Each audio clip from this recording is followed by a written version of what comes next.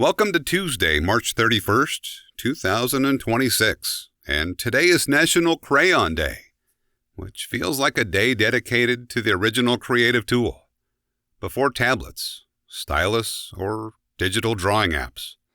There was just a box of colored wax sticks and a piece of paper, and somehow that worked just fine. Welcome to This Day in History from That's random. I'm your host, C.L. Burns. On March 31st, 1889, the Eiffel Tower officially opened in Paris. The tower had been constructed for the 1889 Exposition Universelle, a World's Fair celebrating the 100th anniversary of the French Revolution. Designed by engineer Gustave Eiffel, the structure stood about 984 feet tall at the time, making it the tallest man-made structure in the world. But the interesting part is that many people initially hated it. A group of well-known artists and writers published a protest letter calling the tower a gigantic black smokestack that would ruin the skyline of Paris. From an engineering standpoint, the tower worked because of its lattice iron design. Instead of solid walls, the tower is made from thousands of iron pieces connected in triangular patterns. That structure distributes weight and allows wind to pass through the frame rather than pushing directly against it. This made it possible to build something incredibly tall without it collapsing under its own weight or blowing over in strong winds. What began as a controversial temporary structure eventually became one of the most recognizable landmarks in the world. Sometimes new structures change the way cities look. Other times, small adjustments change how an entire country organizes its day. On this day in 1918, the United States officially introduced daylight saving time, a dark time in our history. The idea was to conserve energy during World War I. By moving clocks forward 1 hour in spring, people would make greater use of natural daylight in the evening, reducing the need for artificial lighting. The concept itself had been proposed earlier by inventors and politicians who noticed that people often slept through early morning daylight but used lamps later in the evening. The mechanism is simple. Clocks are shifted forward 1 hour, effectively relabeling daylight, so that sunset occurs later on the clock.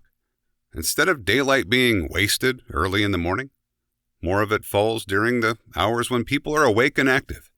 The system has been debated ever since. Some people like the extra evening daylight.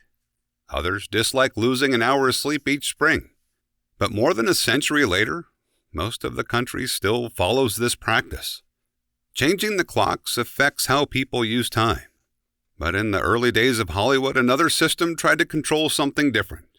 What stories could be told? On this date in 1930, the Motion Picture Production Code, commonly called the Hays Code, was officially adopted by the American film industry. In the early decades of filmmaking, movies sometimes included material that religious groups and political leaders considered controversial. Things like crime, sexuality, or moral ambiguity. Concerned that government censorship might follow, the film industry created its own set of rules. The code outlined what could and could not appear on screen. For example, criminals could not be portrayed as admirable or sympathetic. Certain kinds of relationships could not be shown. And even married couples were often depicted sleeping in separate beds. Religious organizations, particularly the Catholic Legion of Decency, strongly supported the code and pressured studios to enforce it. For decades, filmmakers had to shape their stories around these restrictions. Directors often found creative ways to imply things without showing them directly. But the rules still limited what subjects could be explored openly. The Hays Code remained influential until the late 1960s, when it was replaced by the modern film rating system, allowing filmmakers much greater freedom. And while Hollywood was figuring out how to control storytelling on screen, someone born centuries earlier had already demonstrated just how powerful structured creativity could be. Johann Sebastian Bach was born on March 31st, 1685 in Germany. He became one of the most influential composers in Western music history. Bach's work is known for its complex structure and mathematical precision.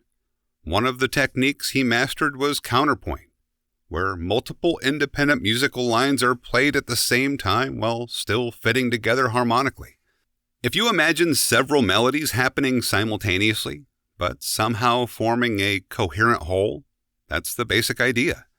His compositions, like the Brandenburg Concertos and the Well-Tempered Clavier, help define how Western music theory works even today. Interestingly, Bach wasn't widely famous during his lifetime outside of a certain musical circle. But later composers studied his work closely, and today he's considered one of the greatest composers who ever lived. Looking at these moments together, a pattern begins to appear. An iron tower once criticized as an eyesore became a global symbol. A shift in the clock reorganizes how millions of people structure their day. And centuries earlier, a composer builds music structures so precise they still influence music today. Different fields, different centuries. But each one shows how systems, whether architectural, cultural, or musical, can shape the way people experience the world. Anyway, those are a few of the things I ended up discovering while wandering through March 31st. Stop by tomorrow and we'll see what other strange pieces of history the next date decides to uncover. If you want to know more about me or the work I do, you can find everything at waitthat'srandom.com. I'm C.L. Burns, and I appreciate you stopping by.